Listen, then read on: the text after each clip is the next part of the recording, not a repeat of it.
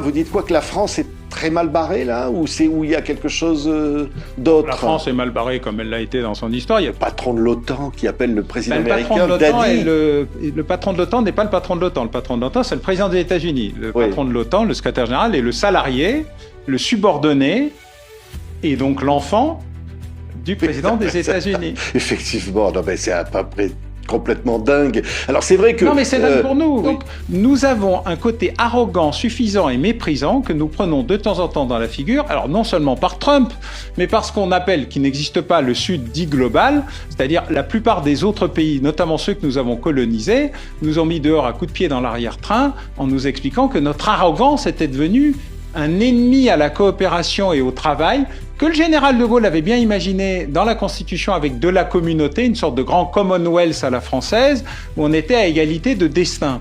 Comme notre mentalité néocoloniale a un peu de mal à passer, le fait que désormais nous sommes mis dehors, notamment de nos possessions historiques en Afrique, que la crise post-coloniale en Nouvelle-Calédonie n'est pas finie, que le désastre de nos relations avec l'Algérie, pour des bonnes et de mauvaises raisons, hein, entendons-nous bien, n'est pas résolu. Bref, nous sommes dans une situation impossible à traiter puisque nous ne savons plus où nous sommes ni d'où nous parlons. Oui.